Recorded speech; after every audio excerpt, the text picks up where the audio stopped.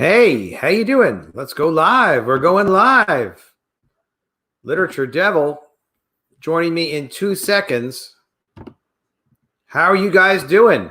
How's everybody doing? A lot of people in the chat. We have Literature Devil joining us in just a few seconds. He had to do a little quick computer trickery. I'm going to say hi to the chat, touch base with everybody, see what's up, see what's going on. I don't know if you guys saw me this morning. I got to spend a little time on the Literature Devil channel. I love his channel. I love his energy. A lot of fun to work with him.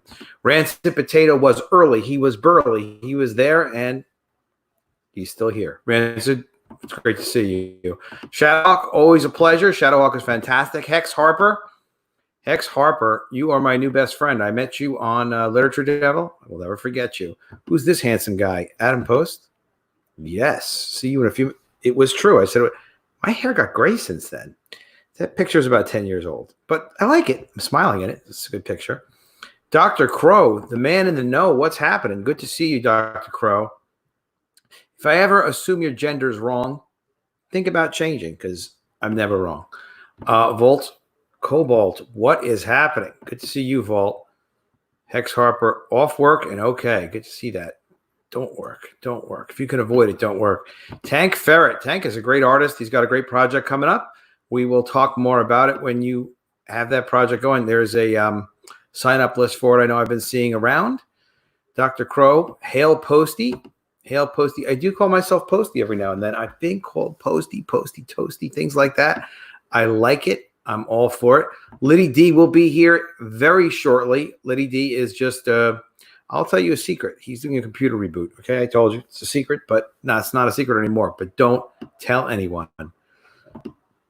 Oli656 says, hi, the postman. Hey, Oli, good to see you. Love your avatar, too. Maybe I need to get crazy avatars, too. Maybe you look like that. Sorry about that. Didn't mean anything by it. Howdy, Adam, the postman post. Love to see that. Papa Canoe. Did you guys all? Oh, wow. Eric Brand. Eric Brand, you're like my first super chat. It's very exciting. Thank you for the $5. Eric Brand says, super chats? Now we're talking. That's right. Now you can make me say stuff. Whatever you put in a super chat, apparently I got to say it. So it's a pretty good system. I like it. And Matt Fowler says, hey, Adam. Matt, I see you around all over the place, and you're doing good with it. You're doing good. We're going to talk about Doc Alpha. I'm excited for this. I freaking love to see all these creators in Comicsgate, like their first book. Peter, thank you so much.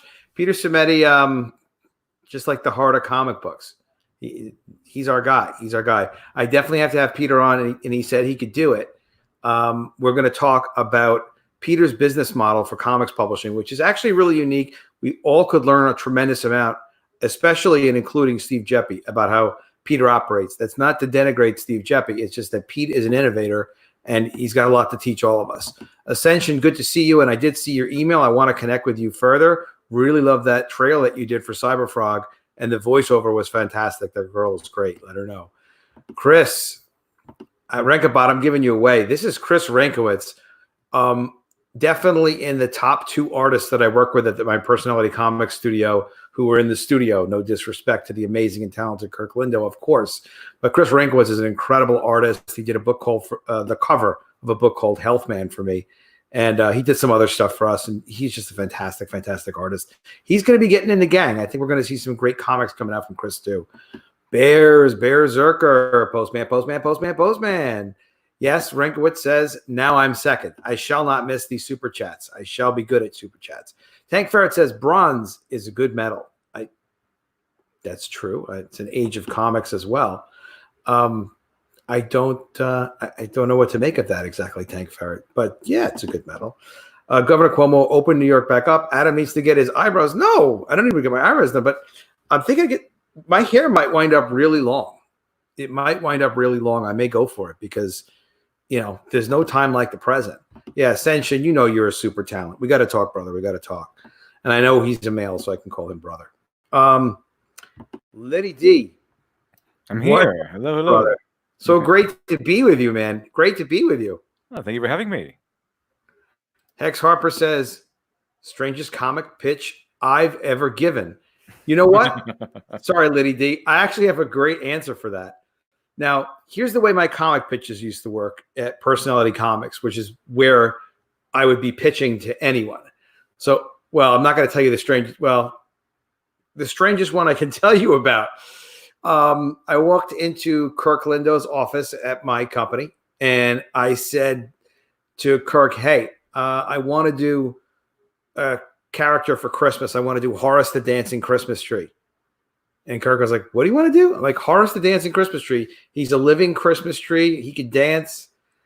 Kirk's like, okay, it's no problem. Like anything I would ever go to Kirk with, he would always be like, all right, let's just figure out how to get it done.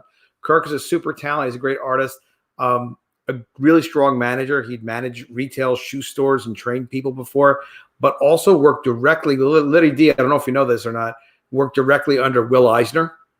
So he went to Will Eisner's School of Visual Arts, and he like kind of learned from Will Eisner. So that's how we got so much talent to get to do so much at our place. Oh no, this is complicated. Dr. Crow, say anything, huh? Say, I want to have the number 6, shall we say? Almost got me on that one, brother. Yes. Who doesn't want to have 6s? 7s too. Throw them in there. Literature Devil, what a pleasure. What a pleasure to be with you. We're talking about Doc Alpha today. Everybody knows you. I've been on your channel. You're generous with inviting me on. I appreciate that. I got an incredible following. But I feel like we don't see you out there promoting a lot, to be honest. If I'm going to be honest. Can I be honest? Oh, absolutely. Absolutely. I got to be honest sometimes. So I want to start off just to make sure when we're talking about this, let's talk about your screen.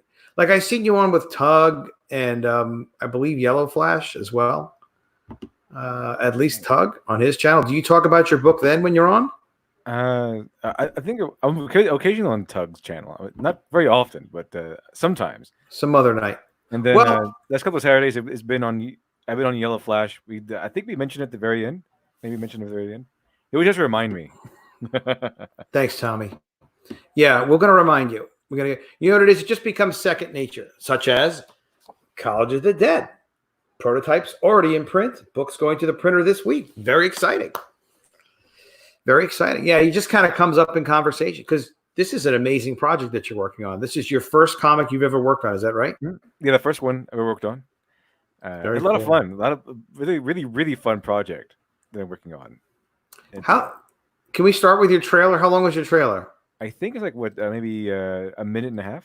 Yeah, 25 minutes. So everybody settle in. No, we're gonna watch it. We got to watch the trailer first. Sounds good.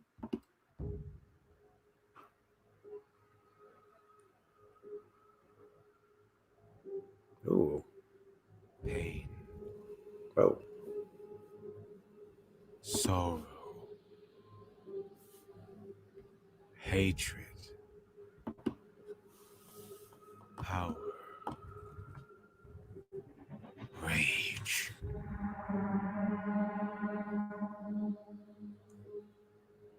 What makes a man turn evil?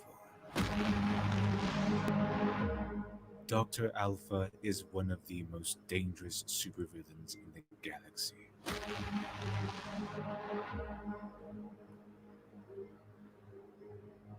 But only one of them. What happens when two mad geniuses go head to head? Complete chaos. Dr. Alpha Miracle Child. The doctor is in.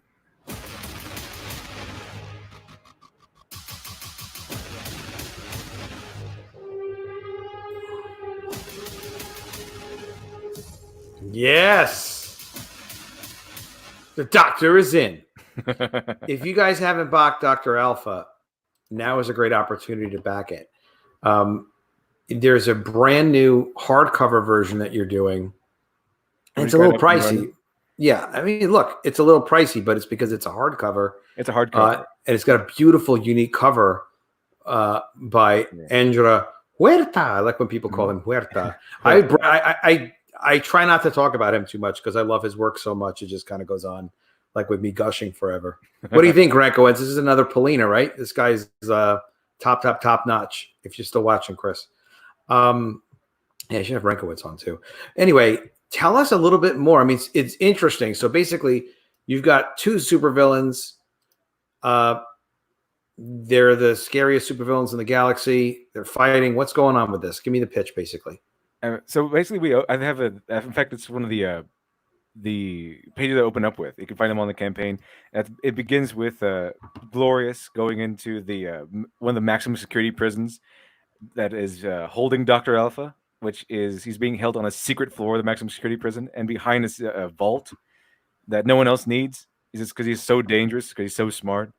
But he's as Glorious is the arch enemy. It's like a Superman going to go see Lex Luthor or something, and he's saying that Mulvion, the Martian mastermind, because you have to have the alliteration, like Lex Luthor, Lois Lane, the classic. Yeah, the alliteration adds something. I really like that name, Glorious, too. That's a great name. Glorious is he was on his own. He was like a solo superhero, but because he was able to capture Dr. Alpha on his own, which was an impressive feat, he was able to. He was invited to basically the Age Justice League. There are several Justice Leagues in this, or Justice League's type entities in this world, but he got invited to the Crusaders, which is the uniform he's wearing, the Crusader uniform, and he informs Dr. Alpha that Mulvion is going to invade again, and this is like a couple years ago. I forgot how many years ago it was. I have to look up check the notes exactly, but it's correct in the script. But it's last time he came along. Last time Mulvion came along, it's like when Brainiac attacks. Yeah, like in modern retellings, every time Brainiac is said to attack, it's always like a world-changing event. Last time Mulvion's kind of like Brainiac. Every time he came in last time, and he's invaded before. Like he's invaded several times before.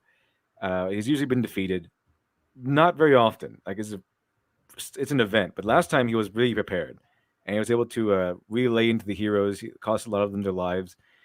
And he was defeated. He was defeated almost as if the final defeat, because they were for sure that he was dead this time.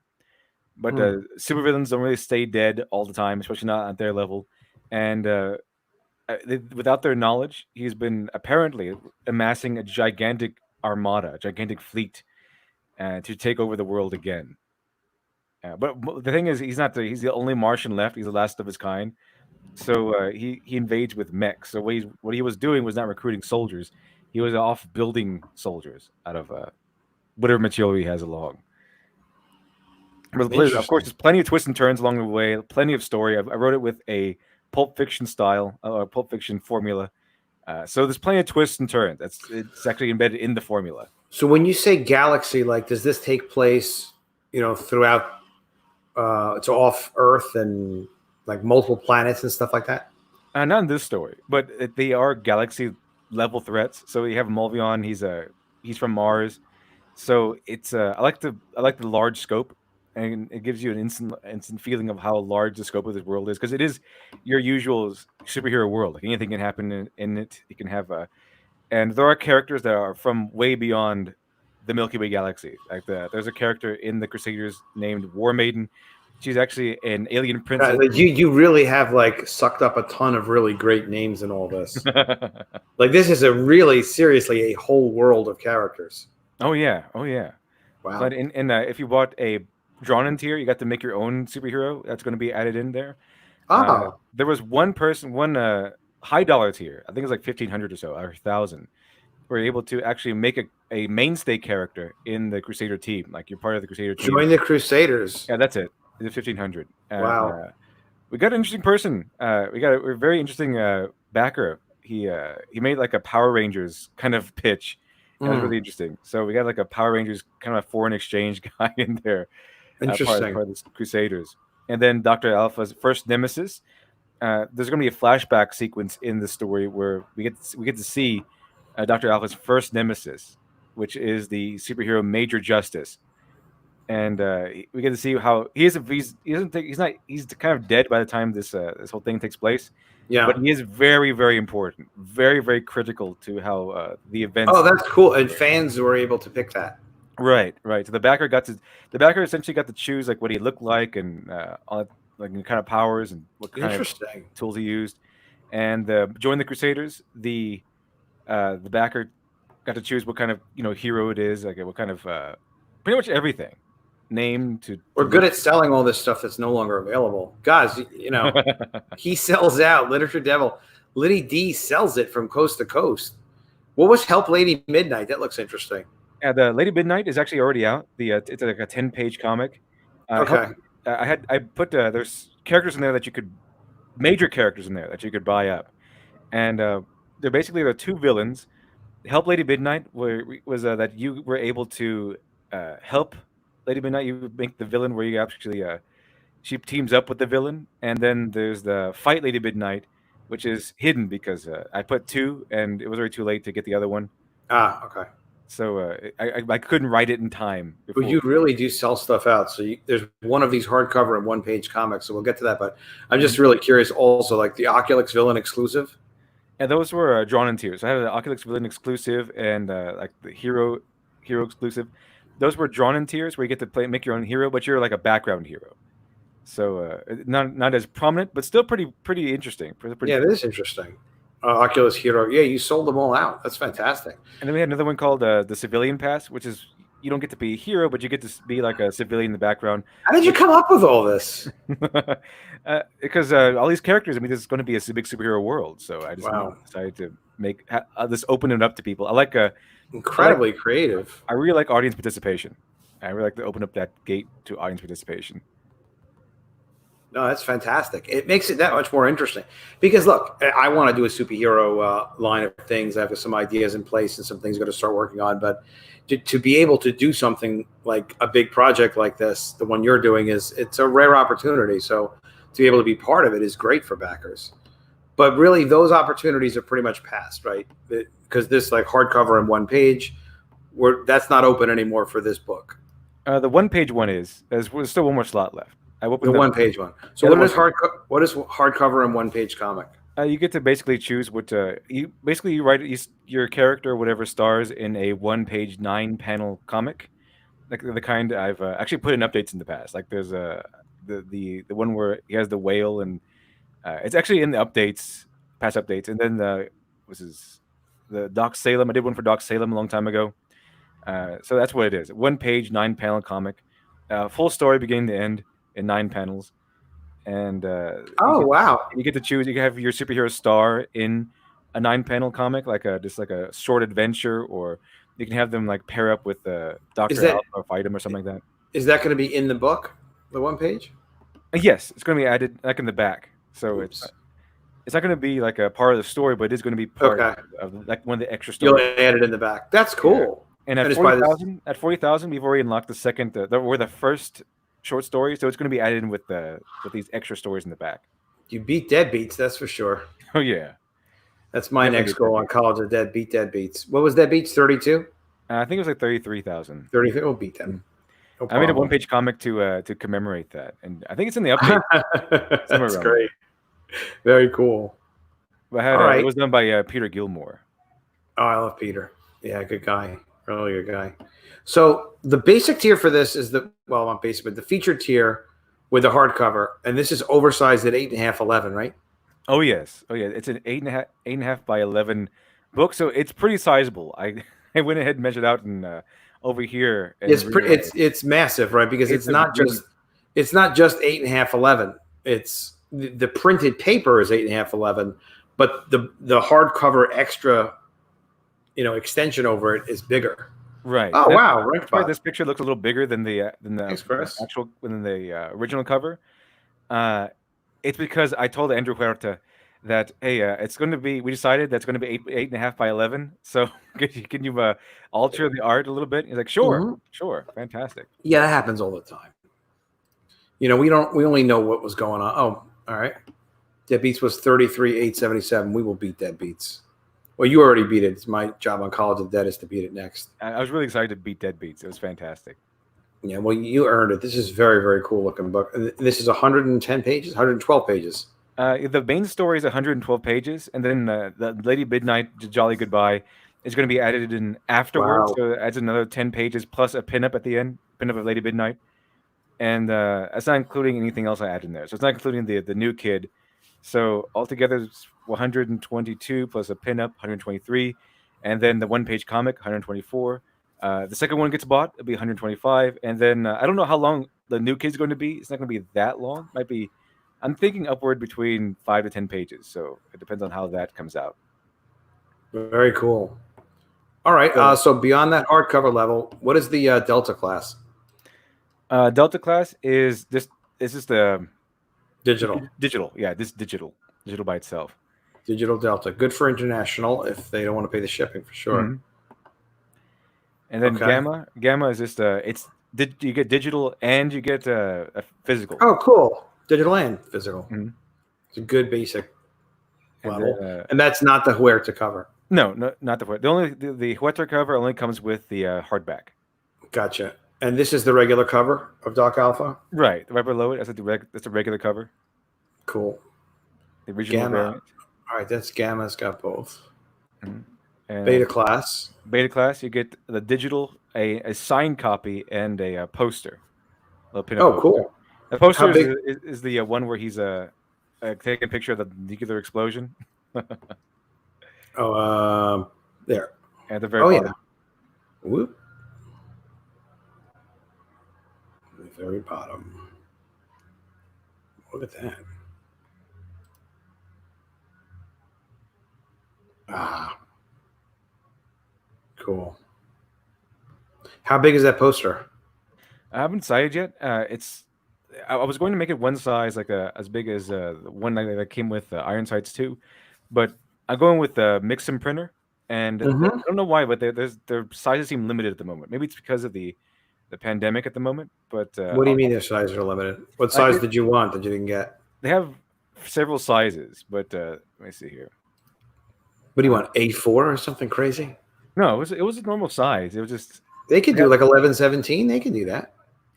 yeah. I think 1117 they might be able to do, if I remember correctly. Well, what do you want? 28, 18, 20. I really wanted 18 by 24. Like, well, you have to keep in mind if you're going to fold it or how you're going to package it too, because they're a little hard to ship posters. Yeah, I think they ask you what kind of what kind of how many folds do you want you to do anything like that. Yeah, 1117 is cool. 1117 is a kind of a good classic poster size. Okay, because But- I think what was it? The one that came with Ironsides 2 was about 13 by 19. Oh, okay. Yeah, that's what I was looking for, because they offer it, but it says it's not available right now. So Well, check it again. I think it might be I talk to something- those guys all the time. I'll bother them if you message me what you're looking for. I'll give them a hard time and they'll fix it. They probably will. And they're pretty good over there. I called the guy before. They're pretty friendly. Dave, yeah, very nice. The guy in the U.S. is Dave. Very nice people. We recommend them to everybody. Mixam Printing, that's the company for short run and even medium to higher run color or black and white comics and books. Good printer. The Alpha class. That one comes with it comes with the poster. It comes with a digital copy. It comes with a signed physical copy. I missed a super. I'm sorry to interrupt you. I feel terrible about it, but I even feel worse about missing a super chat. Number one Marvel fan who is a comic book retailer and a huge supporter of Comicsgate, comics, and just the world that we all love. Number one Marvel fan, and I don't know how to ever message at him because the number one doesn't come up right. But he says, just ordered. Looks interesting. First I heard of this. Weird. Yeah, because we got to get Liddy D around a little bit more. He's a really, really talented writer, and you guys should all make it a point to subscribe to his YouTube channel. Just search Literature Devil in YouTube. He's got some really, really great videos on comics, on writing, on the Maniac social justice warriors, and also, what am I leaving out? Something else that you do. Writing, comics. Pretty much it. That cool laugh. That. We all love that laugh. And then the mystery box about J.J. Abrams, all that stuff. How Rey's and Mary Sue. Luke Skywalker's not. All that stuff. Your takes on writing are excellent. And your videos have been really, really successful, your individual videos. And Literature Devil also does a live stream every day, Monday to Friday. What is it, 7:30 to 9:30, approximately CST? Yeah, something like that. But the real time is 8:30 to 10:30 because it's Eastern Standard Time, the CST. The real time. Good to see you, Marvel Fan. Marvel Fan is the first person that I saw came up with an idea of how crowdfunding could work with comic book stores. He announced in another chat, I think it was Dan Fraga's chat, how he told people whoever backed Dan Fraga's Black Flag and could prove they backed it, like have the picture that they backed, their backer number, whatever, that he would give them a discount at his comic book store. And I'm like, that's awesome. That's fantastic. I mean, it's obviously not going to hurt the comic book store. Oh, yeah. And it kind of creates a little crossover with the energy. It's just brilliant. It's brilliant. People need to think more creatively like that. That's a really great idea. Papa Kanisu says for $5, thank you, Papa Kanisu. Deadbeats missed an amazing opportunity to provide a soundtrack with the anthology. The host was a freaking record store. First of all, this is an amazing opportunity to hire talented people. Second of all, they had a big misstep in making it a musical comic, because I don't know if you knew this or not, but you can't actually listen to comics. You can't hear them; they're a visual medium. If you can hear them, that's dangerous. Yeah, I'm pretty sure you can put your ear next to this and hear zombies, something's wrong with you. Go see a doctor immediately. On that note, I'm pretty sure those maniacs could hear them, but the normal people cannot. Maniacs can hear them. Like, stop those normal people. Infect them with your crazy social justice nonsense. And actually, that's a kind of a common phenomenon with inexperienced writers or fan fiction writers. They tend to. I see this a lot with prose fan fiction writers, where they write a fan fiction and they pair it with a song that they like, and they kind of forget that we can't actually hear the song. People they love doing this. I don't know why. It's called a song fic or something like that. But people have said that don't actually pair it with the song and the lyrics. Like they usually do, just name it after the song or something like that, because we can't actually hear the song. Okay, we can't hear it. Dr. Crow is right. EST is the best time. It's the only real time zone. Everything else is like, those guys out in Texas now. I love all of your time zones. Even Tommy Sakarin's time zone in Finland or wherever he is. Come on, get on the EST standard, Tommy. All right, let's hear. I wanted to hear more about the alpha class, if you don't mind. Give us the rundown on the alpha class tier. Oh, yeah, alpha class tier. That one is it comes with a digital. It comes with a signed physical copy, and it comes with the poster, the same poster you get in the beta class, and it comes with the "Please Ask Me About My Evil Agenda" T-shirt. Very cool. So that's kind of like pretty neat. So the difference between that alpha class and this hardcover plus one-page comic is just you get a whole one-page comic. So with the hardcover, do you get the poster as well?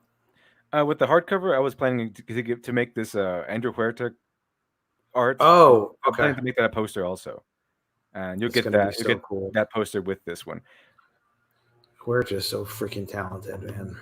It's fantastic. Well, you're already funded. You're in demand. Now, somebody else asked in the chat earlier. I forgot who it was. I apologize for that. But they asked, how far along are you with the production? It's a pretty big production.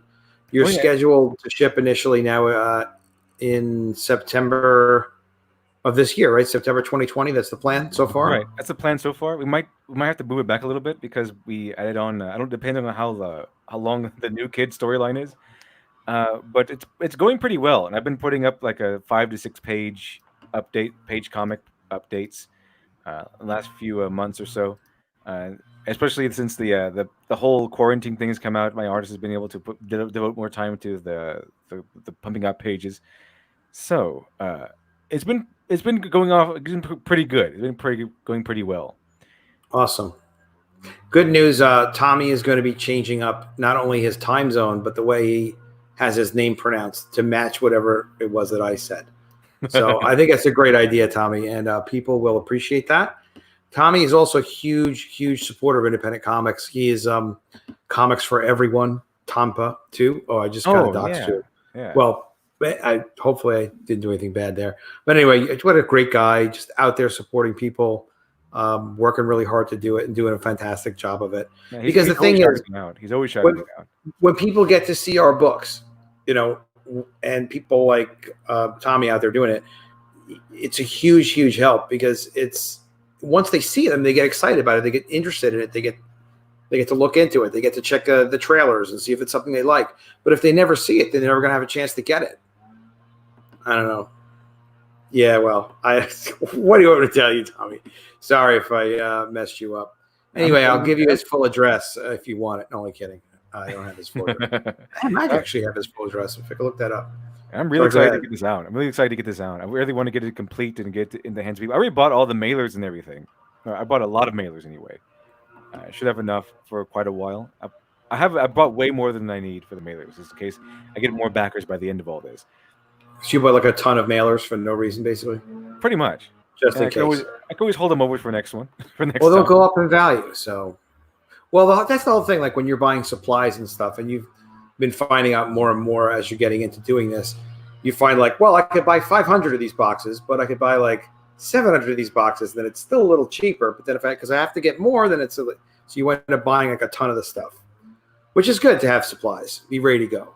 Yeah, I wanted to buy everything early, get everything, get the expenses paid already, get everything out of the way, get it already done. Because then if you don't pay it, you don't do it already. It looks like it kind of hurts more because you have this money piling up, and then it goes down. And So this is the first comic that you've made, right? Yes, first comic. And this is the first book that you ever made, or anything like a published product? I've self-published before on Amazon, but okay, nothing like this, nothing at this scale. You mean like with their Create Space platform? Right. Yeah. Okay. Publish yourself sort of thing. Yeah, self-publishing deal. Okay. So, and that was just your writing. This is the first time that you're engaging like other creative people to help you produce your creative work. Like right. You're not like a producer now putting it together. I handle all the writing, everything. Everyone else is just like I got artists to help me with the visual part of it, which is kind of like the most important part of the comic. Yeah, it's pretty important. Well, the story is crucial, but the art definitely counts. So, what have you learned a lot in the process? Oh yeah, a lot of I learned a lot of research going on, a lot of reading on how to write comics so I can make the next one even better. Always hungry for knowledge on how to improve. And I bought several books already. I've been purchasing old comics, before they went woke, and seeing how they were produced, and just looking at their techniques, how they produce dialogue and all that stuff. So.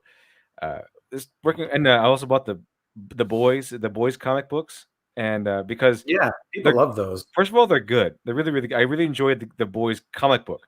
But Garth Ennis also does something interesting at the end of those. He includes the script pages and how they went. So those were pretty helpful in how I scripted out Dr. Alpha. The boys? Yeah, the boys. At the end of the boys, at least the version I bought. Okay. Go to the back at the story, and then the very end of the back is like they give you pages of the script, the actual script of the comic book. So you might want to think about doing that for Doc Alpha, like as a sister book. We did it with College of the Dead. We did it with the sequel too, and we did the same thing. Like where you have like the script, and you have the rough layouts, and it's the production part. Don't you find this like to be incredibly interesting, making the actual book? Oh, absolutely. And the thing is about the hardcover edition is that one thing that's different, other than the fact it's a hardcover and has a different picture on it, is that it comes with, if you click on it, it comes with something called the author's commentary, which is Oh, you got to tell me about that. It's going to have extra commentary on it if you're interested in the back, behind the scenes kind of stuff, like where the inspirations came from with Dr. Alpha, or the story, or the formula I used to write, all that stuff. Some extra stuff is going to be in there. You're putting in your secret formula? Not the whole thing. Just a little bit of how it went, and but mainly the inspirations, the backgrounds, maybe a little of additional information. Basically the geek stuff, the stuff I would be interested in if I had got something like this. It's really interesting though. Like the production process is incredibly interesting. The layouts, the script, the reference photos, the corrections from the layouts, like you really, really like watching this stuff come together is freaking fascinating. That's why I love the work in progress stuff. I'm always going to try to publish some kind of work in progress stuff whenever I put a book out because it's really educational. And I feel like people, for me, like making the comics is as much fun as having made the comic. You know, it's just as cool. And you also get to kind of watch it take shape. Yeah, building this up has been it's been really fun. It's really fun seeing what I've written come to life. And also, if you've backed fairly recently, you should have a. We backed a long time ago, like before Christmas or around Christmas or around January or whatever. You would have the first round of Lady Midnight, the Jolly Goodbye. I recently sent it off again when I announced the Dr. Alpha hardcover. So I sent it again to every backer. Oh, very cool. I'll probably send it off again fairly soon. This for new backers coming in. But why the heck not? Yeah, because everyone should have that. It's a full comic. It's 10 pages. It's a full story, beginning to end. And what I've heard that everyone who's read it has really enjoyed Lady Midnight, the Jolly Goodbye. I really enjoyed it. They really enjoyed the villains. Again, the two other characters besides Lady Midnight, and of course, her boss, the Dark Hood. Besides those two people, they were purchased by backers, and they were fully thought up by backers. Now, so Tommy Snuffleupagus has a question for you. Mm-hmm. When Literature Devil did the first script, what page count did you aim for, and did it match the final script? How'd you like that pronunciation, Tommy? Is that closer? Well, I was in my initial campaign. I was thinking it was going to be, 50 pages to maybe 80 pages, and then as soon as I was continuing to write the script before I ever launched the campaign, and I was like, oh, it's going to probably be more like 80 to 100 pages. So I was going to make it like 15, the goal of 15,000, but then I learned that it was going to be probably closer to 100 pages. So I made it 25,000 to help me get a little extra in there just in case I need to go that many more pages, because a single page of a comic is a lot of money. Especially when it's fully colored, fully lettered, and all that stuff. It's a lot of money. It does add up. And back in the day, we always kind of used to look at it like, does it have to be 24 pages, or maybe it could be 22 pages? Like, because it does add up. Can we get, adds up quick. 2 pages in there? Well, you got to, numbers are numbers, but the same thing is making sure people are happy when they get it. So it did take more pages than you originally planned for to tell your story. Right. It ended up being 112 pages altogether because I didn't want to skip out on the story. I didn't want to cut it off too soon, or I didn't want to cut off soon at all. I wanted to be fully beginning, middle, and end. And I didn't want the pacing to be too rushed just because I need to save on some money. Commandinator says in an Arnold Schwarzenegger accent, for example, the speech and praise of the villain.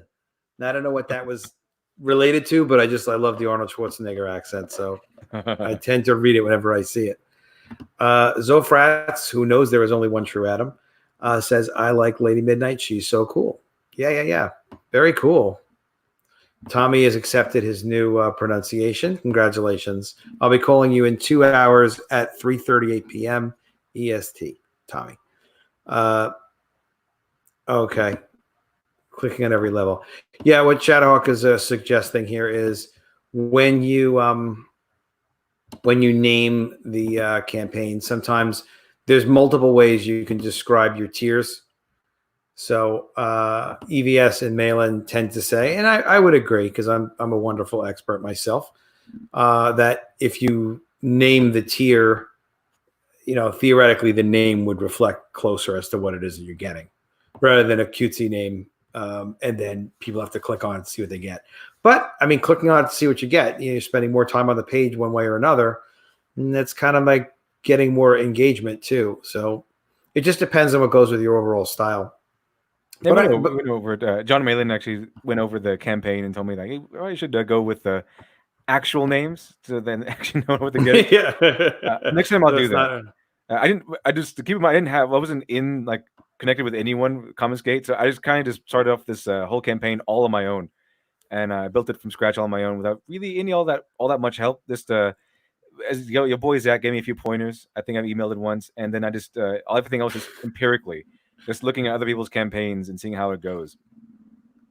So Ferret reminds us there is only one true Adam. That friended guy is a fraud. I actually do like Adam Friended a lot, but it's fun to joke around with him. Tommy Snarkophagus says, what does Literature Devil think about splitting to 48 pages for people that have less reach that he has beneficial hindrance for construction? So what he's saying is what do you think about, all right, if your story really winds up being 110 pages, maybe offering it in terms of giving advice to other creators. He's working on writing something. I'll tell you all about his project. No, I'm looking at anyway. But so what he's saying is, yeah, he's probably run into the same sort of problem where he wanted to do a 48-page book, but the story is really turning out to be like 100 pages. Do you think it's okay to try to break the story into 48-page increments? Well, absolutely. I mean, if you can't do it, you can't do it, because I mean, you're always limited by money. It's always a thing that occurs even way back then in Star Wars. In Star Wars, they did a great job making the original trilogy, as any Star Wars fan would tell you. But the thing is, they were limited by how much money they had. Like, for example, they couldn't have the lightsaber out all the time because that thing was expensive to whip out. So they didn't have it. It only came out when it was really, really essential for it to come out. But some people might argue it was better that way. So if you absolutely it's a good point. Constraints are not a bad thing. Constraints can be a great thing because you get creative solutions when you have constraints. So if you were to split it in half, like a 248-page segment, which is actually a pretty good sweet spot, about 50-page book for your campaign. That seems to be more or less how people like to go. Then make sure at the very end to keep a very powerful cliffhanger. Just make it seem like you're doing. Like Neil Gaiman says, do your second draft is what you use to make it look like you knew what you were doing the whole time. So, plan for it to have a nice ending at your 48, 50-page page limit, and then on that page, give us a good, powerful cliffhanger. Does that help? I hope it does. I was thinking about doing that too for this comic book, but I decided, I'm just going to go ahead and do the whole story. Eric Brand asks, is his plan to do this long-term like Meyer Post, EVS, etc.? People like us. Yes. I'm planning, if this goes over well, people like the story, which I think they will, because I put a lot of effort and yeah, I mean, you sound like you spent a couple of years planning this. Oh yeah, this is several years, and the world of Dr. Alpha is several years in the making. In fact, Dr. Alpha is not the first protagonist of this universe. I actually had another one. His name is Francis Sonata, and I actually wrote a few stories about him some years ago, and I did a live reading of his stories back when I was promoting Dr. Alpha. I've taken them down since. I was going to reread them and more like audiobooks, put a better production value. But I was going to put them back up. Commandinator, I'm happy to ask your question, but I don't see the question. So just type it again and we will deal with it. Because I don't want to be killing Commandinator. Blessed be the balance of Adam. Absolutely, I agree with that. That was a good writing question. And you learned a lot about writing. You're learning about production. You're going to print with Mixam, which is a darn good idea because they are a super quality operation. I'm printing with Mixam. I think everybody's probably just about printing with Mixam.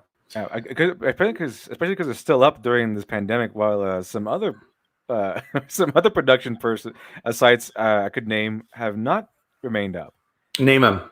Like Print Ninja. Print Ninja I was going to go with. People said, "Oh, go with Print Ninja." And I said, "Well, I'd rather print in the States." And I was just struggling around the idea. And I actually got some samples from Print Ninja, which were all magnificent. They're all really good. Yeah, their quality is great. But I really ended up wanting to go with the States, so I went ahead and called Mixam and see. Good. I wanted a sample from them, just to make sure they're around the same quality, and they are. They are. Yeah, Transcontinental was shut down for a while too. They're a major comics printer out of Canada, and then there's another printer that's in, I believe, Pennsylvania or Virginia, but I mixed those two states up because I don't live there, and they went out of business. They were an independent publishers. Another publisher I was talking to the other day, it's like, yeah, they just completely disappeared. And they sometimes gave pretty great deals, but that was the problem. So, Mixam, they're cool because they have multiple printing operations. So, whether they're in printing out of Chicago or Maryland or Canada or Indiana. They have multiple places that they print with. But yeah, they're pretty sophisticated. Pretty cool company. So, all right. So that's you writing. And do you have other stories you're going to do, or you're thinking like you're going to just deal with this universe? I have several ideas in mind. In fact, I recently got inspired by this fan art I found from Samurai Oh Jack, yeah. Samurai Jack, and Johnny Bravo. I was gonna make my own versions of those guys, and make a whole story about them. I think that sounds pretty cool. So like an East and West kind of thing. Yeah, it's gonna be about make the like hardcore masculinity the whole thing. Just 80s action, that's hardcore muscles and violence and all that stuff. You're going to do that manga? I think so. It might be. It might be. I remember you were talking about that. Yeah. That's pretty cool. How soon might we see something on that? Well, I don't want to start anything new until I finish this one, so I can know how things go. So once this is all milled out and everything, I'll start something new. But so far, I still have the.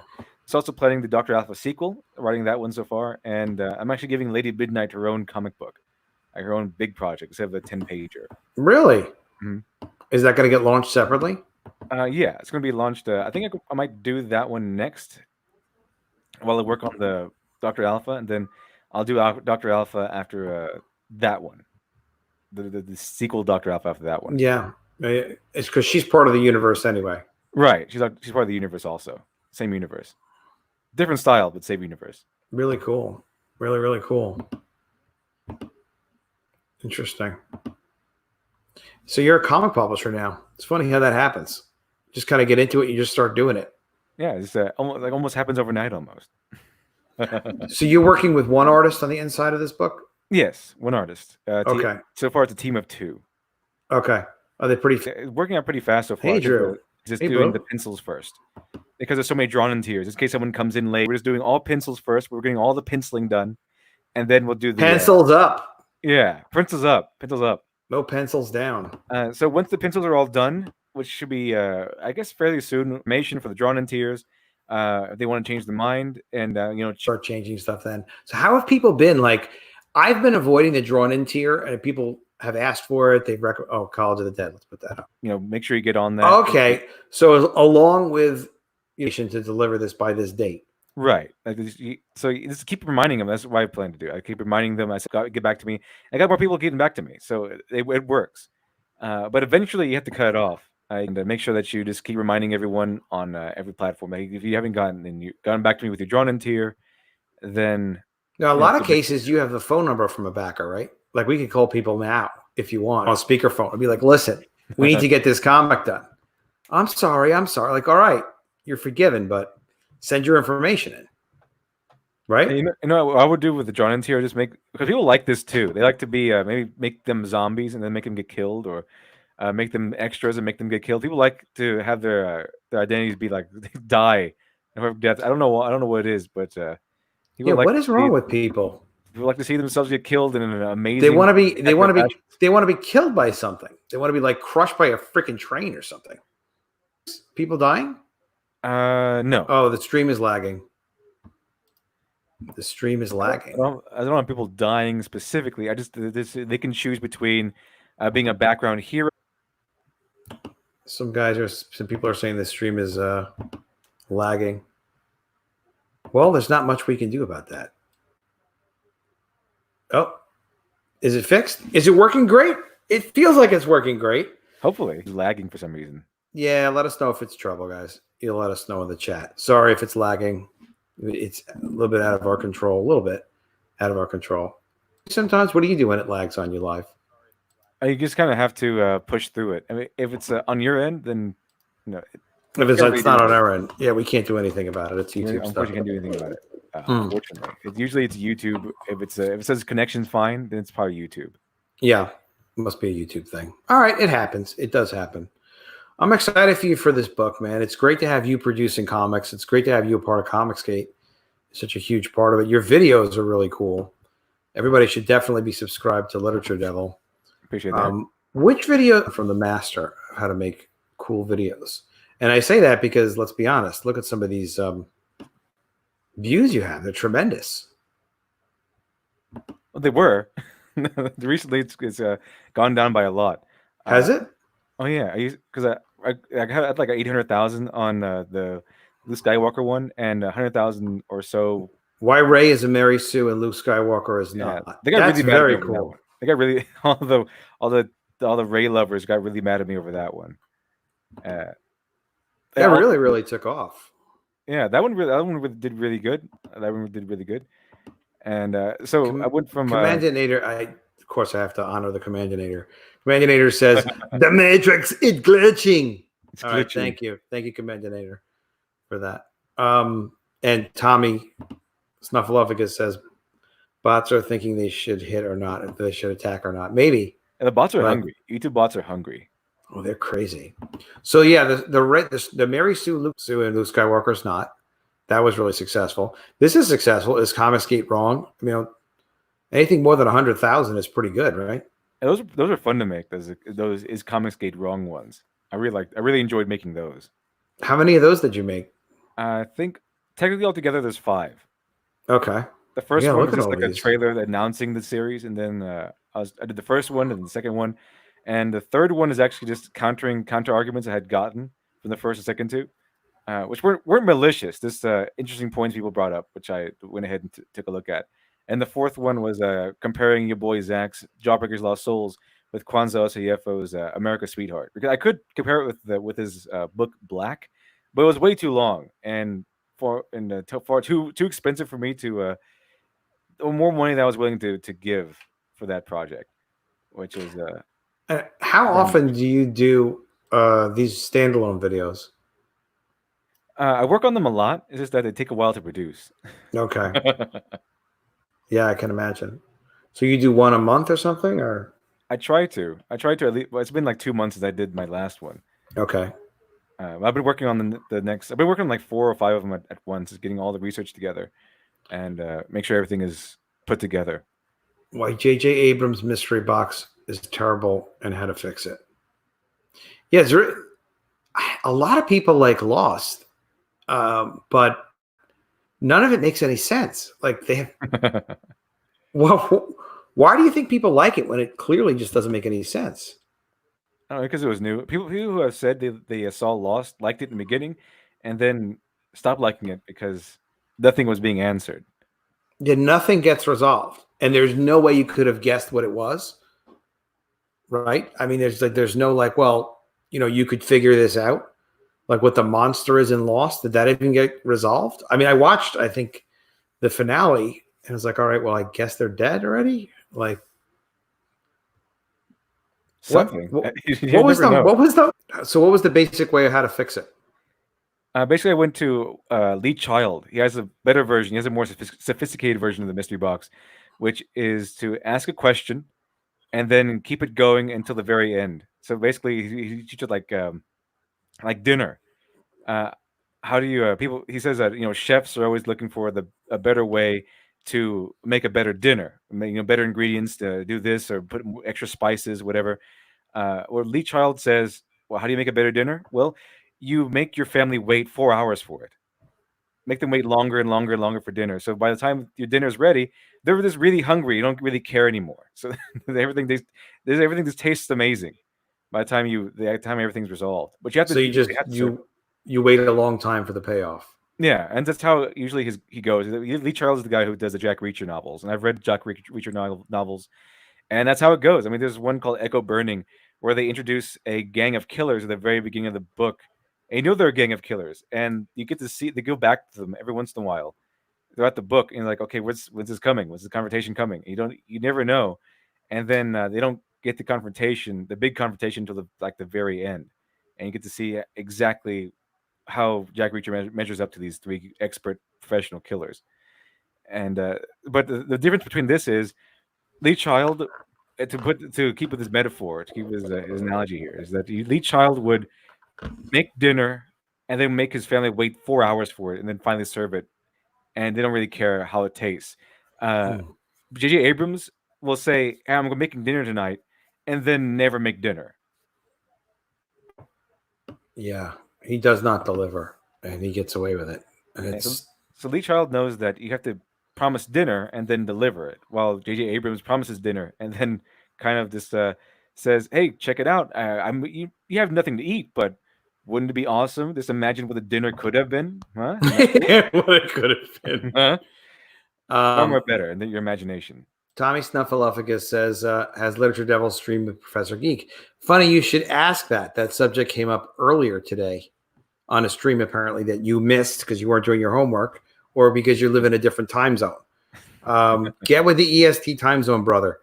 I was on with Literature Devil. We were talking about that on his daily show on the Literature Devil channel.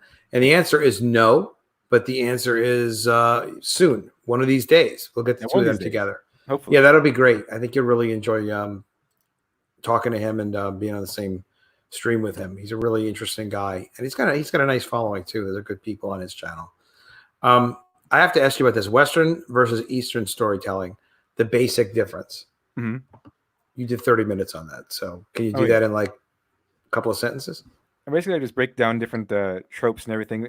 I couldn't do all of Western versus all of Eastern because that's like a whole class. EST is the best time zone. Get with it, nerds. Get with it, nerds. No, you don't have to. You don't have to be in our time zone, but it'd be better if you were. But, yeah, morning nonsense, afternoon nonsense. This is nonsensical.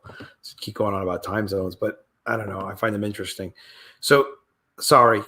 What is it again? I was busy with time zones. Yeah, let's go over what the difference is, and it's basically it goes down to. I basically compared two. I mean, what's the objective in Eastern? The objective in Western storytelling. An example of Western storytelling classic would be Star Wars, of course, right? Oh, yeah, I went to like Freytag's triangle. You got your beginning, your middle, and you got your introduction, your rising action, your falling action, your denouement, and it all centers around a central conflict.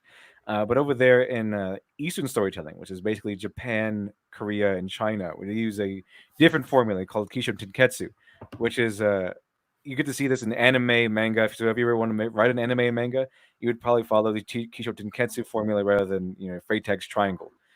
So that is introduction, development, twist, and conclusion. So it's if you're ever interested in doing a medias res, in the middle of things, beginning in the middle of things, it doesn't really work so well in Western works, mainly because Western works are not really fit. Western structures are not really fit to do medias res, because what happens in medias res when you have it? What happens in the East? It's always like, all right, here's a big battle that we as the audience don't really care about because we don't know the stakes yet. But in Kisho Tenketsu, the introduction comes first.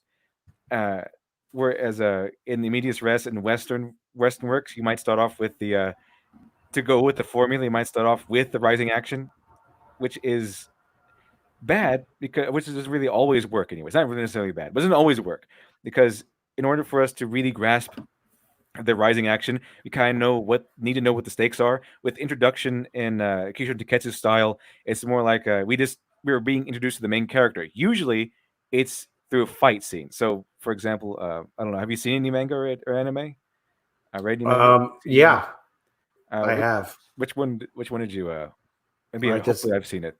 Ghost in the Shell. Does Pokemon count? A Pokemon. Well, Pokemon. Let's see. Pokemon. The very first episode of Pokemon begins with Ash Ketchum going to get, I guess, his first Pokemon or something like that. I forgot yeah, he has to get his first Pokemon, and he's late getting there because he's completely irresponsible. Yeah, he has to go with Pikachu. Well, usually you would have Kisho Tenketsu would start with if they want to do immediate res, you would start with the Pokemon with the Ash doing a battle. The battle is meaningless. It's kind of like your Indiana Jones opening. The first Indiana Jones adventure is meaningless, right? So he gets some artifact, and then he escapes in a daring fashion, and then he leaves, and then he goes into real adventure. So that's a really good example of in medias res working in Western works. You can get this more easily in Eastern works if they use the Kisho Tenketsu, because that's essentially how you introduce your main character. They're in already like an adventure, or they get into a fight scene pretty soon, and that's it's meaningless to the overall story. It's just a fight just to introduce the main character. The problem with Western works with the immediate res is that they want to do immediate res that connects to the rest of the narrative, but we don't care. We could see like, okay, these guys are chasing each other down. We don't care because we don't know who these people are. We don't know the stakes or anything of that yet. In Kisho Tenketsu, it doesn't really matter. We're just there to be introduced to the main characters. So if it's a fight scene that introduces us to the main character, all the better. And your presentation and your videos is excellent. It's very interesting. Your summary now is great too. All right, I just wanted to ask you about one more. Female characters in media. What makes a character strong? Mhm. What do you think makes for a strong character? Oh, here's the other Adam friended. Freaking I Adam. love fights. Supervillains Anonymous. Oh, that's his upcoming project. Everybody sign up for that. He will send you all kinds of lottery tickets and things like that. I don't know. He's gonna put you on his email list. He's doing that work with my other account, PSA Sitch. Oh, that's your other account? No, it's not. This is a running joke. Oh, okay. You could be Sitch. You could be Sitch. Sitch rips him apart, I hear. Oh yeah. On the Adam Friended channel. He's a good guy, Adam Friended. He's all right. It's good people. So what makes a character strong? Essentially, a female character. Yeah, that was essentially a play on how female characters are being portrayed by these maniacs. Like you want maniacs. Yeah, they say, okay, here's a female character. She's perfect in every way. She doesn't have to struggle. She's stronger than everyone just by walking into the room. That's not how you write a compelling character. If they want real female characters that people can look up to, you have to give them struggles, and that's what. Let me ask you a question. Why do you think that they're not? They really aren't compelling. They're really, really boring. You think it's because of struggles? That's the main reason. They don't give them real struggles. They give them fake struggles. This is Mary Sue struggles. Why we call them Mary Sues. Usually, if you ever read a straightforward Mary Sue, they have fake struggles, which is like they're being too clumsy, or they have struggles that don't really pertain to anything at all. They just might struggle to. Do you think they can't cook very well? I don't know. Do you think it's because they can't cook very well? Yeah, that might be because they have their struggle. That is a struggle. Yes, their moms need to teach them how to prepare food for their men. Now, is it make them like just generally like unrelatable, like totally unrelatable if they don't struggle? Because we all struggle. Yeah, like, everyone struggles. Our live stream has been a struggle because of the lag. Oh yeah, it's mainly YouTube. It's mainly YouTube's problem. YouTube's a plenty of problems. I don't know what it is. Sandwich making struggles. Yeah, the more sexist we can be, the better. Sexist equals sexy. Remember that. Sexist equals sexy. Write it down. Maybe we'll do a video about that. Adam Friended. Sexist equals sexy. Get to work on it, please. We need your insight. So you think it's the struggling, it's the lack of struggling, and just the fact, like, how our characters like. Why would you be observing a character that didn't struggle anyway? There'd be kind of nothing to. Yeah, because everyone struggles. That's why we want to. That's what makes a hero heroic. Because if a person didn't have to struggle to achieve what a hero does, then they wouldn't be all that heroic in the first place. The reason why we look up. Yeah, how could you be a hero unless you're a sandwich? But how could you be a hero or a sub? But how can you be one if you don't accomplish anything? Yeah, because if it were easy, then you wouldn't be a hero, and anyone can just do it. Heroes do things that the regular people are not willing to do or are unable to do. Like yourself. Yes, like myself. Exactly like you. And me sometimes when I come on your show in the morning. This freaking Mark Wade and your boy Zach lawsuit's still not over, right? It just keeps going. Yeah, it's still. I think they just found jurisdiction. They just decided jurisdiction. Did they decide jurisdiction in Texas where he's suing them? It was in Texas. Wade is in big trouble then. Good. No, he's in big trouble. Big trouble. Ken Becker Art, troublemaker, says, "Hey Ken, did you know that Chris Frankowitz is in the chat, or he was earlier? You remember Chris Frankowitz from the studio? Ken was also in the art studio. Really, really great guy at Personality Comics. Sexist equals sexy. Prove me wrong. There you go. That's how he that's how he calls it. That's how he sees it. Adam Friended says he's only a little sexy. All right. We'll talk to him later about that. Very interesting. Yeah, everybody subscribe to the Literature Devil channel and definitely check him out in the mornings. It's a great show. For your Comics Gate too. A lot of people really do watch Literature Devil show in the morning and just kind of chill out with it while they're working. and drawing and doing stuff. And it really is a fun channel. And the chat is great. Chat's really a pleasure. Oh, there you go. There's Chris Franklin saying, "What's up, Ken?" Yeah. Back from, because we used to have an art studio at Personality Comics. We produced a lot of the artwork in the studio. So we had like something like 20 art tables there. And Kirk Lindo managed all of it, producing. They just produced fantastic work. Some of it was all like within different budgets, complicated stuff, but they made it look easy. And Chris is going to be coming up with some comic work too soon. He showed me some recent stuff he has, and I got to get in touch and talk about what's been up lately. But he's done a lot of interesting work. Yeah, look, I'm so happy for you with this book. I'm really psyched. I'm excited for you. I think it's going to be a great book. It sounds like a great book. I know we had a few people backing it while we were on. I think you're one of who backed it so far. Awesome. Chris, Appreciate it. Chris is one of the people that backed it, actually. That's why you got to be nice to Chris, because he'll give you money. No, yes, that's true. But no, Chris is just so much talent here. There's just so many great creators, so many good people doing great work.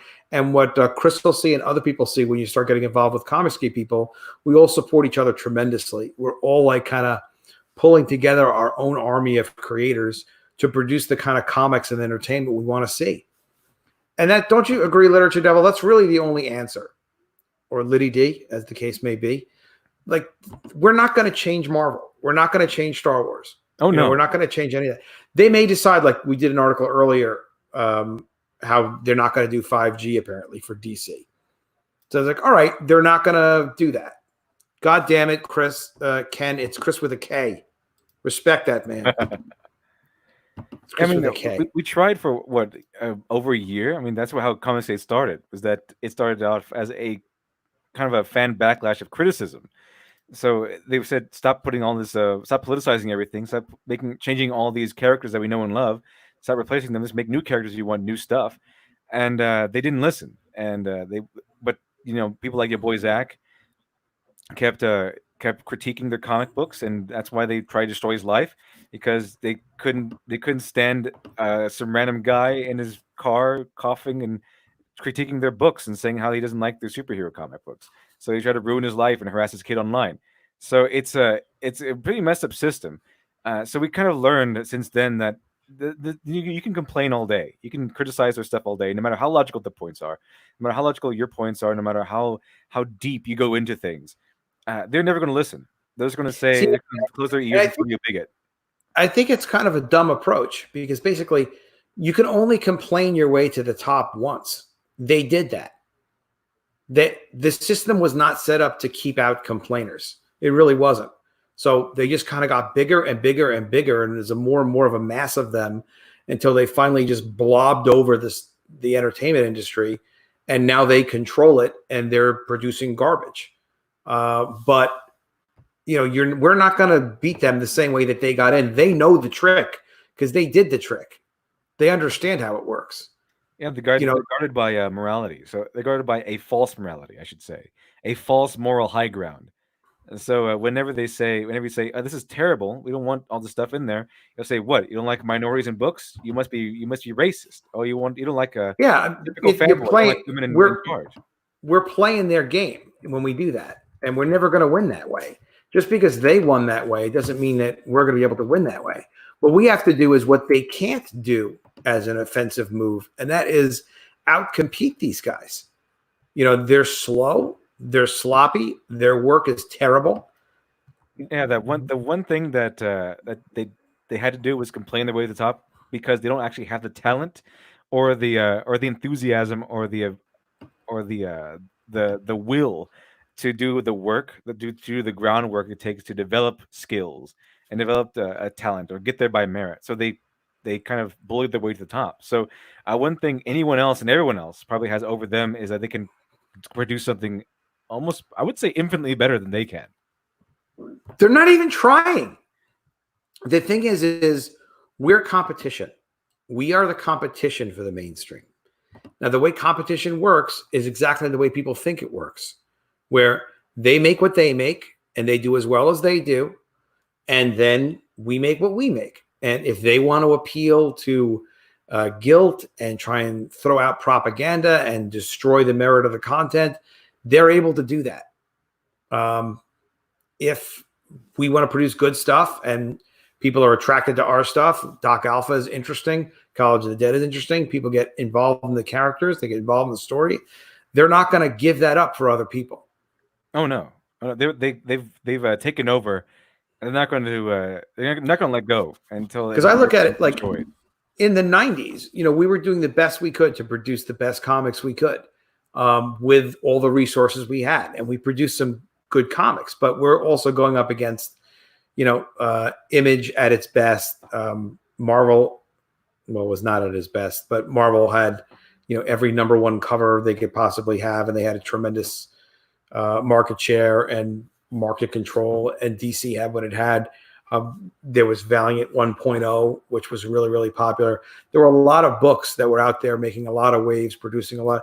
Everyone was trying to produce good stuff and compete with each other based on quality. But people don't do that anymore, and even us, like, we're just complaining. It's like, no, we're not going to complain. We're going to produce what we're doing. We're going to keep growing. Comicsgate is growing. It's more and more successful. Doc Alpha is a great project. There's going to be more great projects like this from you. I'm doing, as we know, College of the Dead. The book is at the printers this week. We're going to be shipping on time in June. This sequel book has done so well. I really appreciate it so much. If anybody wants to back it, you can get to collegeofthedead.com. It redirects right to this page. But Literature Devil, at this time, when I offered book 1, we were at $5,300. It's 500% of that number. It's a huge, huge growth for me. It's tremendous, tremendous support. And wait till people get to see the color interiors and just the quality of the writing on this book is That's what excellent. happens when you produce quality. I mean, that's what happens when you produce when you work on merit and produce quality over politics. That your first one, you might get some backers, and then but they receive the work and they say, no, go ahead and back this. This guy knows what he's doing. So you get more people saying that, okay, well, Adam Post, of course, he likes his own work. Of course, he's going to say it's awesome. But this guy who bought the last book says it's awesome too. So it must be awesome for real.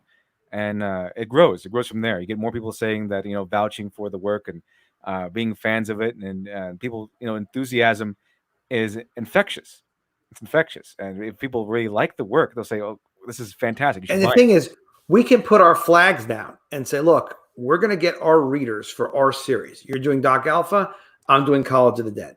Now, I have a different format than you. I'm doing 48 pages, full color, because for me, I know I can produce one of those every 6 months. This is the second book. We're shipping on time, June 2020. We're going to ship book 3, January of 2021. The full script is done for book 3. It's College of the Dead Spring Break. I love the script. It came out so freaking cool.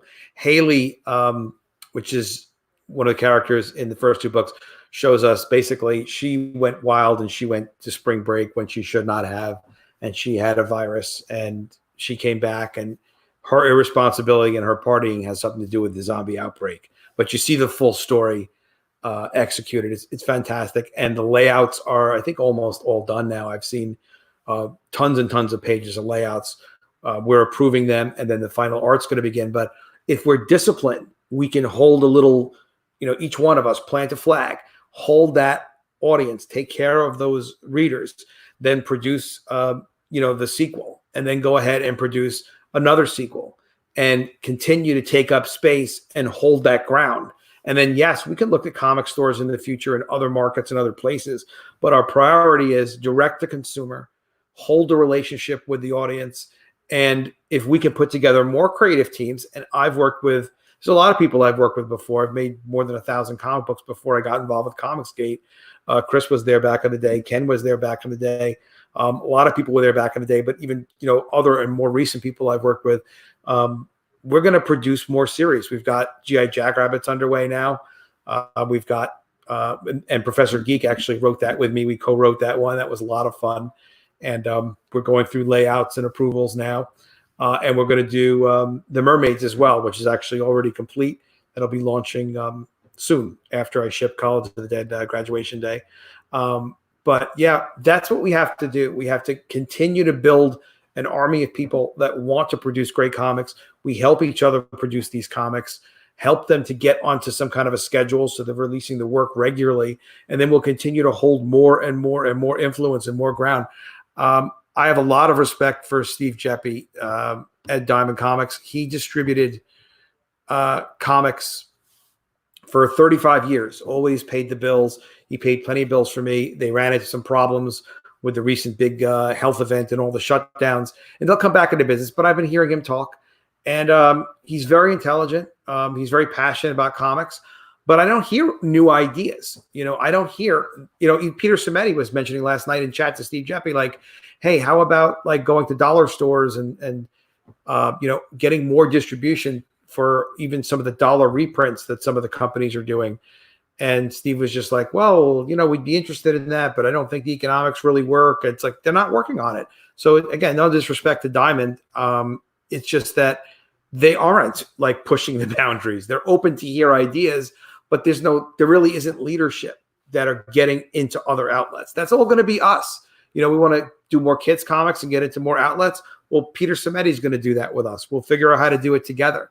But we got to really just take our energy and continue to do what we're doing so well. Inspire other people. Get Chris Renkowitz making comics again. The guy's a tremendous freaking talent. He's done video games. He's done toys. He's done trailers. His artwork is fantastic. Continue to build this up. And if we can work together to do it as, in the business relationship, and we can all make money together, that's fine. Even if we could just support each other and we don't make money from each other, that's fine. That's almost even better. Like, just everybody builds up their own small empire and it rises based on merit. Hex Harper, thank you for $1.99. Buy College of the Dead today. Your library isn't cool without it. That is true. Your library will definitely have a void if it isn't there. But doesn't it feel like we could do this? It does feel like we can build more and more of an audience, hold more and more of that audience, and just continue to expand. Why not, Literature Devil? Yeah, I think we can keep your head down, keep working, produce the best quality content you can, keep improving along the way. You never learned everything, so there's never a point in your life where you learned everything. There's always something new to learn. So keep growing, keep trying to improve yourself, and I think that's how it goes. You'll get new audience members, you'll reach new people. The more people you get, more backers for your second book. Those people will enjoy it if it's quality, and of course the College of the Dead is quality. And then they'll get more fans, and you'll get more readers. They'll tell other people, and it's kind of like that. One friend will tell two friends, and those guys will tell two more friends, sort of situation. So it grows from there. And especially the way we all kind of help each other and promote each other. That's why it's important to me for people to get to see your book as well, because I know it's going to be quality, and we need more from you. Everybody's got to do their part in terms of promoting each other. You promote people, but we want you producing too. We want you to be able to get your whatever the next title is, Lady Midnight, to get the sequel out for this book after this book comes out. Continue to build, continue to show people the alternative to the mainstream garbage where they're just not passionate anymore. It's all corporate comics. There's nothing wrong with corporate comics as long as there's a soul in there somewhere. They kind of lost that along the way, it seems. Yeah, they used to be like people that really cared about the art form, really cared about creators, cared about customer service and connecting with the fans and hearing what the fans had to say. And, we can complain about how fans are being treated, but we're not. Complaining is their business. Achieving is our business. We will compete them into the ground. Battlebrook Road is also out now. I'm really excited for Eric Weathers. Great guy.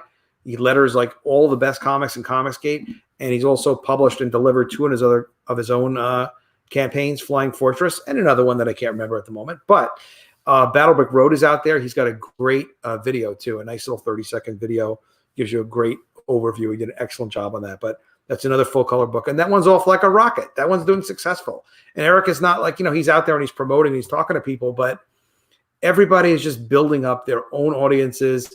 We're cross-promoting each other. We're sharing skills with each other. When I'm asking you about these writing questions, it is for this YouTube content, but I'm also curious to see what you have to say. I'd love to do some single videos and get 900,000 views on them, or 50,000 or 100,000 views.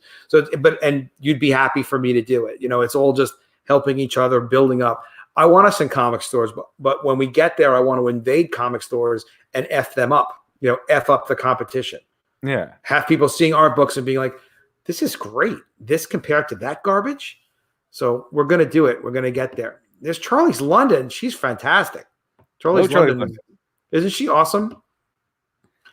She's very cool. I remember when EVS said to Donnie Cates, and he said, "We don't want to work. Yeah. We want to beat you." Yeah, exactly. Beat you. It was. Yeah, we're not looking to work with them. We're not looking to work with the mainstream, cooperate with the mainstream. We're going to beat them. We're going to bury them. If Comicsgate books are ever on Kickstarter, the purpose of Comicsgate books being on Kickstarter would be to absolutely raid and take over Kickstarter with our content.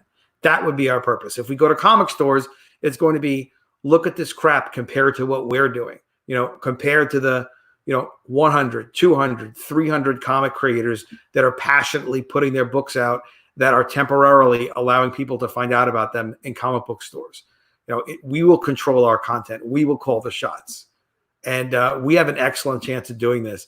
There's a few things I'm going to be announcing relevant to the Secrets of the Comicsgate Network, where I'm starting to try to do things for us to help us get some more resources and how we can kind of support each other. I'm going to do a regular live stream. My friend Mr. E was recommending that. He's like, you really ought to do a regular live stream where people could just kind of ask you questions about the comic book industry and business publishing experience, Comicsgate questions and things like that. And I love the idea because it'll help move people along, get more people into the process, answer more questions. I think that people are going to see a lot more growth in what we have for Comicsgate. And I'm excited for it. I'm excited for your book. And, I love every time you invite me on your show or let me on your show. It's always great to be on with you. Guys, make sure you subscribe to Oh. It's like Adam left post haste. Now I am in control, chat. It's my chat again. Oh, no. Oh, chat. Hopefully we're still on. Hopefully we haven't been destroyed. Hopefully we haven't been destroyed. We're on. Oh, he's back. He's back. I clicked on the wrong thing. Okay. Hey, what do you expect? My plans have been thwarted. I thought I had taken over successfully. This is not Dr. Alpha Literature Devil. This is the normal, nice Literature Devil. Yes, Tommy, thank you for posting that. That was kind of funny. Subscribe to his channel too. He's got really has an excellent channel. Literature Devil channel is great. I'm going to put that in the description. Not in the description. I'm going to put that in the chat. Hey, Charlie's London. We want the mainstream to acknowledge their mistakes and be the mainstream. No, we don't want them to do anything. The mainstream, all they have to do is die. They just have to disappear. We are the new mainstream. We are producing the stuff that people want. We want the mainstream to acknowledge their mistakes and be the mainstream, but not on the terms of their mind. They can go away. There's not going to be any more. They're going to fail. They were designed to collapse anyway. For a long time now. They've been killing themselves for years, and we've been telling them that, hey, stabbing yourself in the gut over and over again isn't healthy for you, and they're calling us bigots because we're telling them that they're stabbing themselves in the gut. We're going to be everywhere they are. I've got news for everybody. We're going to be everywhere that the quote mainstream corporate comics are. We're going to go head to head with them, and we're going to blow them out of the water. We're not going to do it begging. We're going to go there when we're ready, and we're going to go there and we're going to take over. We may sell to comic book stores, but you know what? We may do it the way Peter's doing it. If we don't have the right deal, we wouldn't go through Diamond. We would sell through Peter's alternative distribution or through another distribution vehicle that we created. I've sold directly to stores before, going back to the mid '90s when I had when we had Triumphant Comics. We did it with our own telemarketers, and I have a telemarketing company now that's actually working as we speak, doing telemarketing stuff. It's not that difficult. The main thing is when you're selling to stores, you got to make sure they're getting a good deal, where they're getting good product and they can make money on it. They're in business to make money. All this propaganda stuff.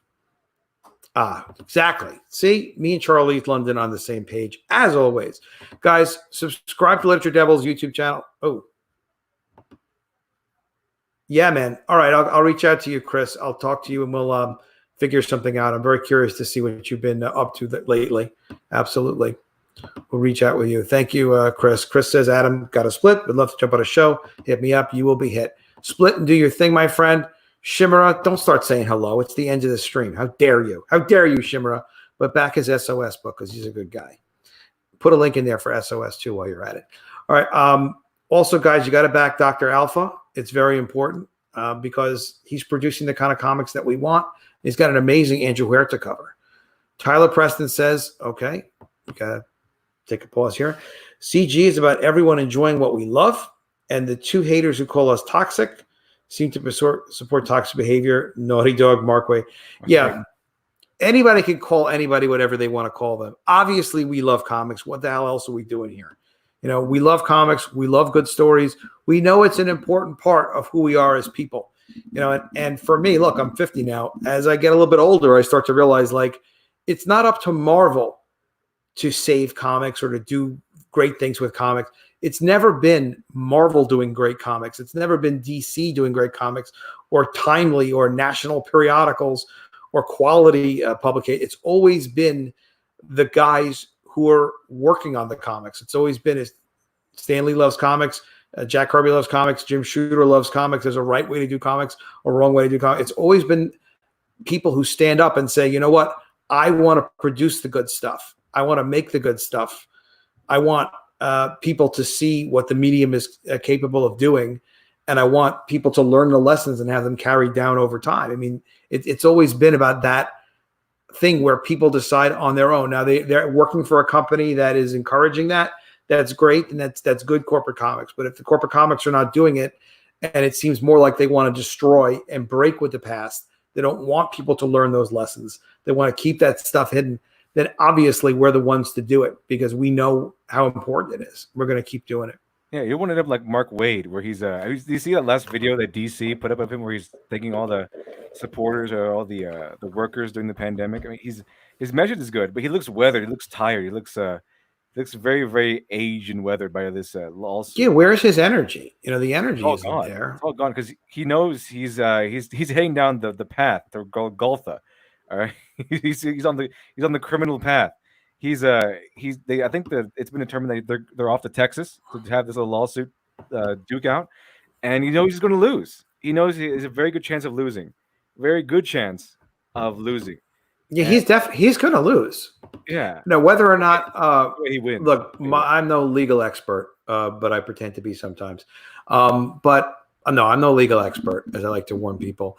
But you know, if your boy Zach doesn't, first of all, we already won because those real life consequences of a lawsuit, and championed also and supported by Ethan Van Sciver's GoFundMe, which is fantastic. And it's still up, and Richard Meyer could still use the help if anybody can afford to help him. Just look for GoFundMe, your boy Zach.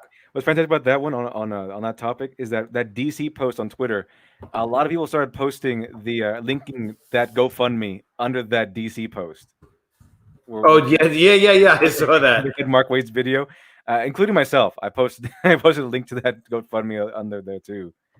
I'm clicking this. Yeah, this was organized by Ethan Van Sciver.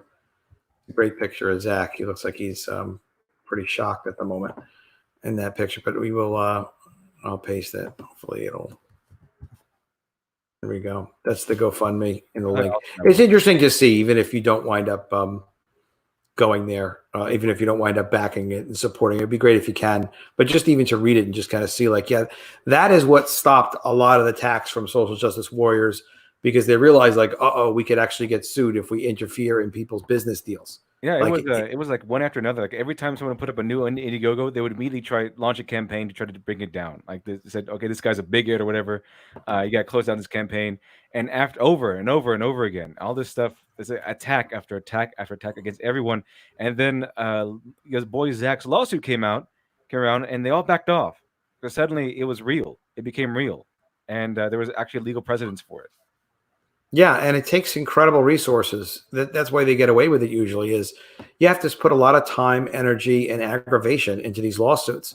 So, you know, to say like Zach is what Comicsgate is all about, all of his ideals, but also, you know, he's keeping, it's like holding the dam back so that it won't break, is his lawsuit, you know, protecting all of us so we can actually do these things. And again, they can do whatever crap they want to do. We're going to beat them. We're going to outcompete them. We're going to win. We're going to be successful. We've already won. We're just going to keep winning. And I'm going to look into more and more distribution options for us. There's a lot we can do, but we're never going to give up direct to consumer. That's always going to be priority one. It doesn't mean that we can't take Dr. Alpha and translate it to French, you know, or license it to a publisher in Australia that might distribute it to bookstores in Australia or something like that.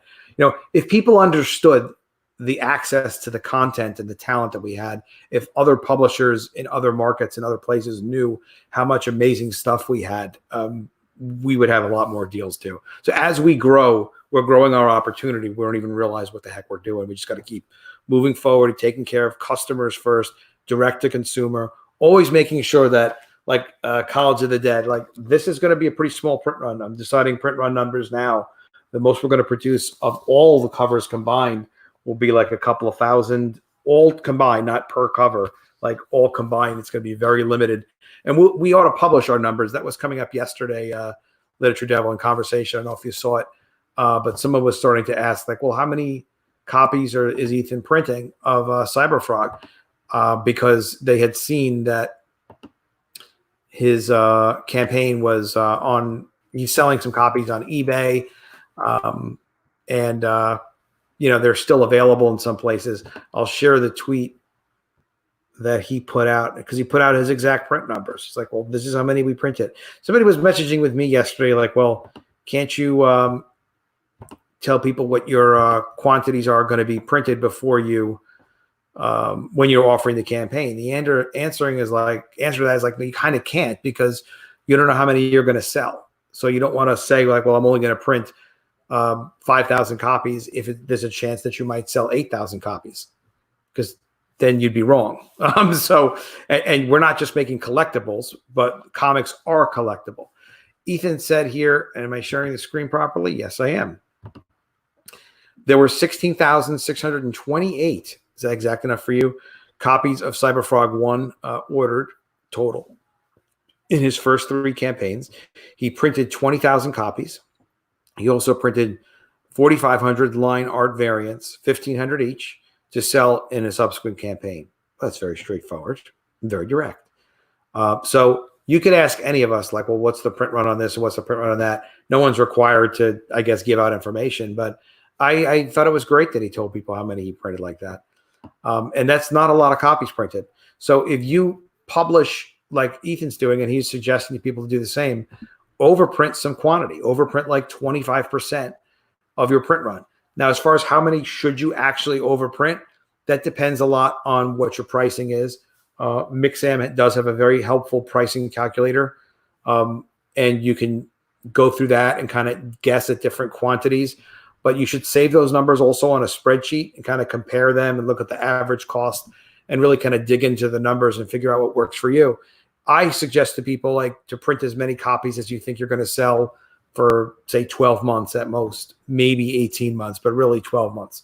So you might print, if you sell 1,000 copies, you might print 1,500 even, or 2,000 copies if you know you're going to be on YouTube and promoting extra copies, if you know you're going to do a sequel and people are going to want copies of the first one, but it's still going to be extremely limited. Well, thank you, Shadowhawk. It's a very nice thing to say. It is important to crunch the numbers and understand what kind of works for you, because it will cost to print 1,000 copies of a comic book, or some of the numbers I'm looking at. To cost to print 500 copies of a color comic book might be $1,700. The cost to print 1,000 copies of that comic book could be like $2,300. So the first 500, much more expensive than the second 500. And that can make a big difference. That can be a lot of your profit. The extra copies you're going to sell through YouTube promotion, through when you offer your sequel, through eBay as well. Ethan's doing very well on eBay. I don't know if everybody would do as well. So a lot of people are hearing him talk about Cyberfrog, but never going on Indiegogo. So he's got a kind of an audience built in. That's nice, kumquats. Much appreciated. But in any case, yeah, when you've got those extra copies, like, you need that money because there's always extra expenses, as you're seeing Literature Devil as you're making this book. Oh, yeah. Shimmer says Etsy is a good place to sell. That sounds very stupid to me. No, only kidding. I don't know if it's good or not. If Shimmer says it's good, it's probably good. I don't know if that works for comics at all. But Shimmer, that's a great suggestion. So if you have some experience with that, I'd like to hear about it. And for Dr. Alpha, for example, since it's going to, I'm guessing about 152 pages altogether, not including the cover. That's what I'm estimating it as, just in case, give myself some room here for some growth. Then 1,000 copies printed because I'm putting all the bells and whistles in. I'm getting like a better paper, Mm-hmm. nice fancy finishings, all that stuff. I'm gonna make as good a product as possible. It's gonna be around $5,000 just to print, not including Yeah. shipping to get to have it shipped for 1,000 copies. So Yeah, it's to print these things. Yeah, feel free to share your specifications with me of what you're looking at doing with that, and I'll ask you questions like, are you sure of this, and are you sure of that, and have you looked at this format? Have you considered that? Because I usually have some extra insight to the calculator. I was just talking to them earlier, and I was saying, look, guys, you really it's very easy. You should have the average cost per unit on your price calculator, right? Because I kind of break it down. I have to break it down on my own. So yeah, it's always like, well, because if I print 1,300, if the cost to print 1,000 is $5,011, and then you're like, well, what's the cost to print 1,150? Because I know I can sell at least 1,150, or maybe 1,300. It's like, well, all right, well, you save the other number, but you want to also see the change in average cost, and you also want to look at the marginal cost. Marginal cost is not average cost. Average cost is if it costs $1,000, $5,000 to print 1,000 copies, which is a very big book and they're not usually that expensive. But so that's $5 per copy. Fine. That's the average cost. What's the marginal cost? The marginal cost is what does it cost to print another 1 or another 100? It should be noticeably cheaper, even when you're printing digital, especially when you're printing offset. It should be, meaning offset is just when you're in bigger quantities, like on Mixam, it's 400 plus copies, usually. So the extra 100 copies wouldn't be $5 a unit. They may be as little as $1.50 a unit. So then you start saying to yourself, well, maybe I'll actually hustle and I'll print some extra books because this marginal cost, that's profitable. That's something you can make money with. Now you're doing a whole separate print run because you're doing the 8.5, 11 hardcover. So they have to start from zero probably when they're printing those. Yeah. They're not going to be able to leverage off the existing print run. I talked to them everything. I talked to them about the hardcover. It's going to be, it has to be a separate order, they said, for a hardcover. Yeah, because it's 8.5, 11. Yeah, so I factored that in. That's why it's it's your 8.5. Let me ask you, your 8.5, 11 is a hardcover. Yeah, it's physically bigger than your other book. A lot bigger. So obviously, it's not going to be a print run. It's not going to be the same print run. Yeah, it's a lot bigger. I did the measurements and everything. I got like, okay, I measured at 8.5 by 11, compared to a standard comic book size, which is going to be the size of Dr. Alpha, and it's pretty big. It's going to be pretty big. It's pretty sizable. Kyung Lee sells on eBay. Kyung Lee does Knuckle Bomb Battle Maiden, and he just launched his sequel campaign. Thank you, Shimra. I appreciate that. Adam and Cecil got his name right, Shimra. That's interesting. Kyung Lee's a great artist, and that's a great project. Did not know that. Yeah. So we'll do that. We'll do a live stream series of Secrets of the Confiscate Network because we can kind of answer direct questions, and there's a lot more information to share with people.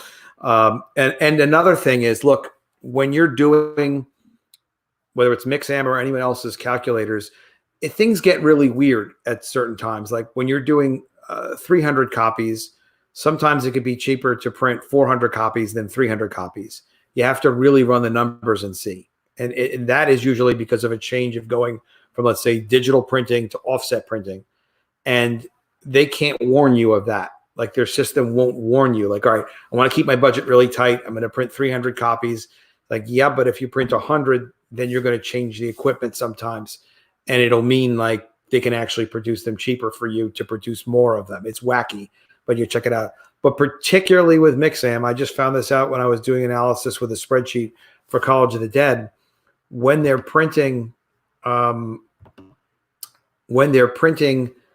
format, 48 pages, full color, sometimes an extra 100 is cheaper for that marginal cost between like 1,300 and 1,400 than it is from 1,400 to 1,500. It's bizarre. You have to really check the numbers. And if you're thinking of printing 1,000 copies, let's say, to 2,000 copies, I highly recommend do increments of 100, even just starting at 100, and save all the information on a spreadsheet. And you'll see, you'll kind of look at all of it. You'll get insight into the numbers, and all of a sudden you'll be like, beautiful mind. You'll be like, aha, that's the right number for me to print. But also just think about what you can sell in the next 12 months, because if you sell out and you have to do a new printing, you have to mark it as a second printing. You really should. And then you're going to pay a setup charge, especially on a color comic, of at least $1,200 is going to be built into your price.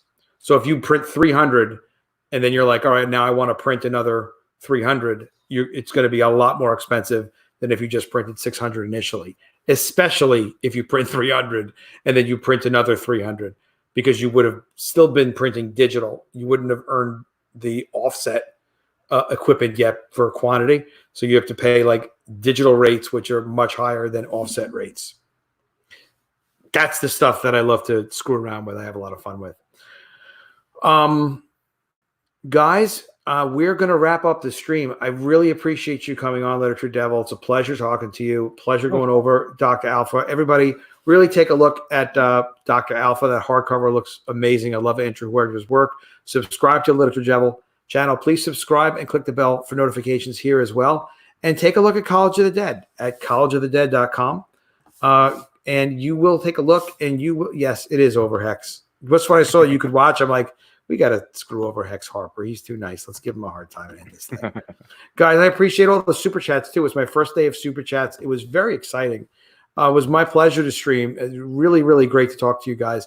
I would like to stream with you guys for longer, but I got to work out the format a little bit. This is just kind of like the first one, but it's such a pleasure. It's such a great opportunity to spend time with you guys. And look, check out any of the videos I have in the past. Leave comments on the stream here as well if you want to below. I'd love to see what you guys thought of it. And I will see you again soon with another video. And as you know, if I don't see you, I will miss you. See you guys soon. Appreciate you, Literature Devil.